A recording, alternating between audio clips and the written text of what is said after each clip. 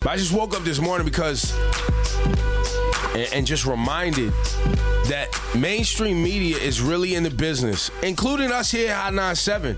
We're guilty too. When there's real ish going on, we play a song.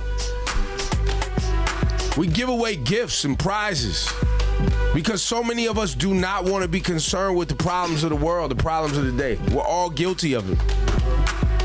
And I woke up this morning just thinking about the fact that there's a city, and now I'm telling y'all we're going to find out there's multiple cities. I'm hearing some rumblings about counties in New Jersey that have high lead in the water. Like 12 counties have high lead in the water. We're going to start hearing about this. What's going on in Flint, Michigan is bonkers to me. Like, there's literally babies being poisoned, and lead poisoning affects the behavior of children, which means that at some point these children are going to be in school with behavior problems, then they're going to be adults with behavior problems, and they're going to be in prison. They're going to be arrested, yeah. And uptown tonight, 6 o'clock, Sylvia's also Malcolm X Boulevard. Hold on, I have a mind blower for you, bro. Yeah. No, you ready? Can I give out this information real quick so people could donate, though? Does it have to do with the donation, or does it have to do with... It has to do with the overall story, though. It may encourage them to donate even more. Okay, go. This is an article from the Detroit Free Press. All right. Flint residents paid the highest water rates in America, even as their water was tainted with lead, according to a national study released Tuesday. A survey of the 500 largest water systems in the country conducted last year found that on average, Flint residents paid $864 a year for water, nearly double the national average, and about 3.5 times as much as Detroiters pay. Wow.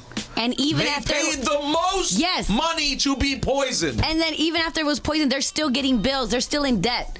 The water was poisoned, and they're still getting bills for the water. And there was so much poison in the water. The reason they changed the water supply was allegedly to save money for the city. That's why the city and the EPA made these decisions. And allegedly, the governor and the mayor were all in on it. And because of certain laws in our country, you can't convict these politicians and these people in office for these crimes because they're doing it on the job. Man. So anyway, how could people donate and support Ebro? Now, tonight, 6 o'clock, Sylvia's also 328 Malcolm X Boulevard, 126 in Lenox. Go up there. They need things for the babies, right? So there's babies. Remember, Flint, 40% of the population of Flint, Michigan already lives below the poverty line. So money is a problem. So now you throw in this issue. They're not able to make ready-made baby milk because of the water supply. They're not able to, the skin, like cleaning the babies. Babies are having rashes and problems like that. So they need baby oil, baby wipes, ointment for rashes, Vaseline. Baby food. You can go to Amazon.com. You can type in Justice League NYC, and there's a registry up there on Amazon, so you can donate that way. They're taking this stuff right to Michigan, right to Flint. And I know that there's a lot of people working behind the scenes, including people, the mayor of Flint, a lot of people trying to figure this out. Producer Griff pointed out that someone came with a solution that would save 90% of the money they thought they needed to fix this problem. Yeah, they thought they had to redo all the pipes, but somebody came up with a solution where you make 2 small incisions under the houses that are infected. You replace the piping right there, and it's going to save 90% of the money that they thought it was going to cost. And they still haven't started to make that change. Still dragging their feet.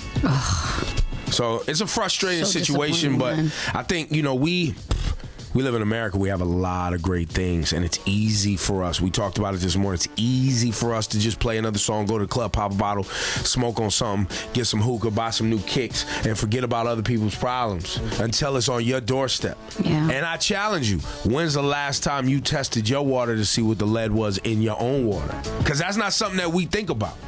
I did it never. Never even thought about it.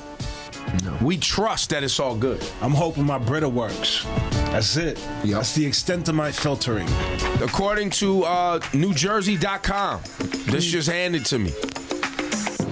11 New Jersey cities have more lead-affected kids than Flint, Michigan. This came out. This is out of New Jersey's capital, Trenton. 11 cities in New Jersey and 2 counties have higher proportion of young children with dangerous lead levels than Flint, Michigan. I'm telling y'all, this is going to be a thing in America. And we'll, it's going to be a lot of finger pointing because lead levels cause behavior problems. Behavior problems in school get you some sort of medication. Then when you turn a teenager and you can't get that medication, your behavior problems and your mental illness problems put you in jail. And we're talking about mass incarceration and all these problems. And a lot of these areas, when you start looking at them, when you drill down deep, these are poverty-stricken areas, people from low-income areas that don't have good water and they're being poisoned. What were you going to say, Rosenberg? Isn't this also, though, like very directly just dangerous health-wise? Yeah. Absolutely. Besides the long-term effects, I mean. Short-term, yes. Short-term's bad. Adults get sick. Like you got to go to the hospital. Like you're being poisoned. All right. All right, so let's just go.